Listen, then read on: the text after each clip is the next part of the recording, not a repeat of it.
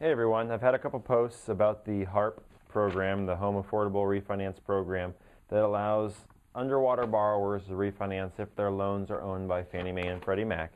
I've made a couple of videos about this. Maybe you've seen it, maybe you've seen some other information. I just wanted to give an update on some new information that I got as lenders started unleashing their information, within the first week of December. As we mentioned, the government gave their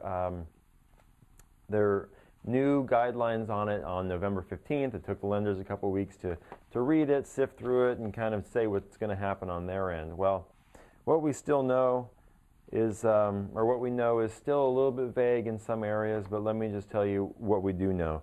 Everyone is still excited about this. A lot of people still think that it's going to be a very good program and help a lot of people that haven't been able to do anything as of yet and help them stay in their home. So this is still a good thing. We're still looking forward to it. It is delayed a little bit, however, because as of right now, Fannie Mae and Freddie Mac have not updated their automated underwriting system, which all loans go through, pretty much all loans go through in order to get some sort of response on the guidelines from Fannie Mae and Freddie Mac if the loan fits their scenario. So until March, when they expect to have these updates in the system for the automated underwriting system, everything has to be done manual.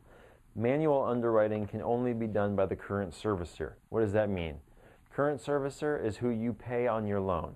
So if you pay Bank of America, if you pay Chase or Citibank or GMAC or whoever it is, they're the servicer, and Fannie Mae is the owner of the loan. So if Citibank is who your servicer is, you have to call them and ask them to do the Harp on a manual underwrite so that you can qualify for these new guidelines with the unlimited LTV, loan to value, if you are more than, say, 125% underwater. If that doesn't make sense, leave me a comment, shoot me an email, and I can get into it deeper with you on a personal level. So some of the other updates that we talked about before: no limits on the LTVs, on the loan to values. You can't have any late payments in the last 6 months. You're allowed one in the last 7 to 12 months. No credit score requirements when the payment is not increasing by more than 20%. This is amazing. If you've had some, credit hits, let's say a bankruptcy, which they don't have to wait for you to reestablish your credit after a bankruptcy anymore. They've lifted that. That seems to be amazing to me. So they're really trying to help you stay in your home, it sounds like.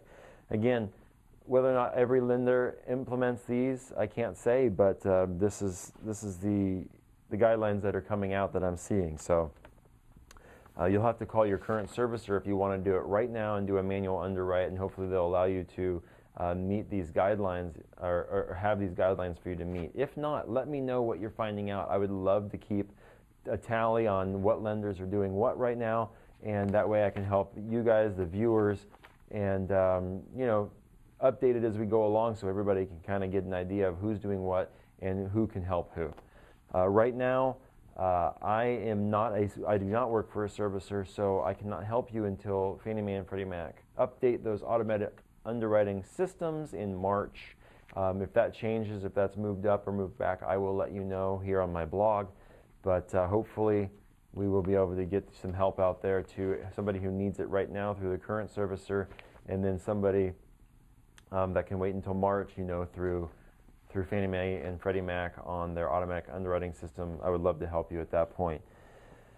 Let's say, again, if the automatic underwriting system does allow for a field work waiver, which means if they accept the value that we put in the system, that there is no appraisal required. And so that's how we're going to measure the loan to value, the appraised value versus what you owe.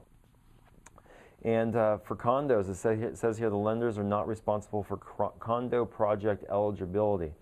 Now, this is a little bit of a gray area for me because I've had other conversations with people where they said they still have to find out if there's litigation.